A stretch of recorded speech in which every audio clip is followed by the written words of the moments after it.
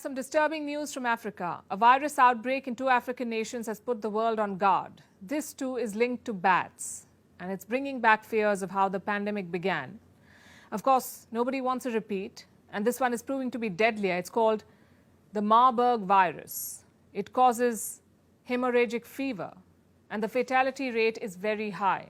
The virus belongs to the Ebola family, which is why countries are worried and have begun issuing advisories.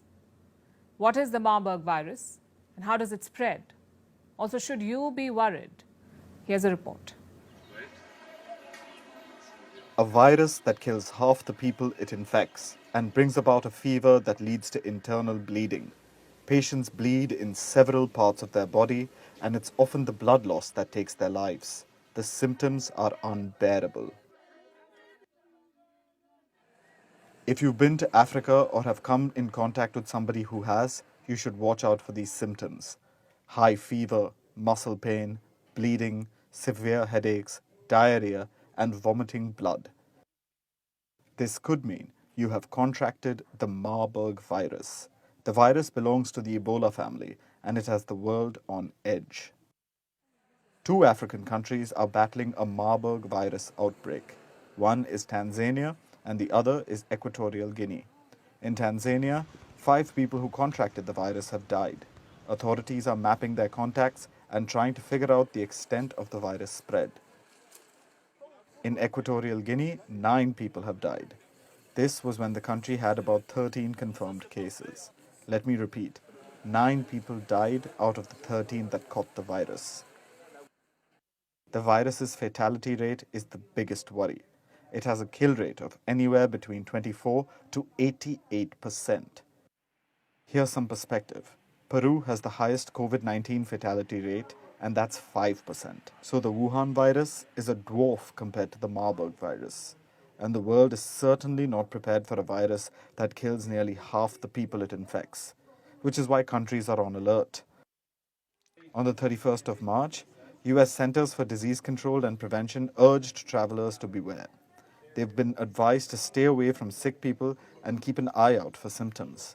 The US is also sending personnel to Africa to help control the outbreak. They're assisting with testing and contact tracing. Saudi Arabia and the UAE have advised citizens not to travel to Tanzania and Equatorial Guinea. Like COVID-19, the Marburg virus has a lot to do with bats. It was initially transmitted to humans from fruit bats. African green monkeys and pigs can also be carriers of the virus. And like COVID-19, the Marburg virus too has a lot to do with labs. The Marburg virus was first recognized in 1967. There were simultaneous outbreaks of the virus in labs across Germany's Marburg and Frankfurt and Serbia's Belgrade. So far, the virus has not made its way out of Africa except in very isolated cases. In the past 40 years, only 2 cases of the Marburg virus have been reported out of Africa. Previously, cases of the Marburg virus have been reported from Ghana, the Democratic Republic of Congo, Kenya, South Africa, Uganda, and Zimbabwe. The most severe outbreak was reported in Angola in 2005. The virus killed more than 300 people in Angola. Now to the million-dollar question. Is there a vaccine against the virus? Unfortunately, there isn't. There's also no proper treatment regime.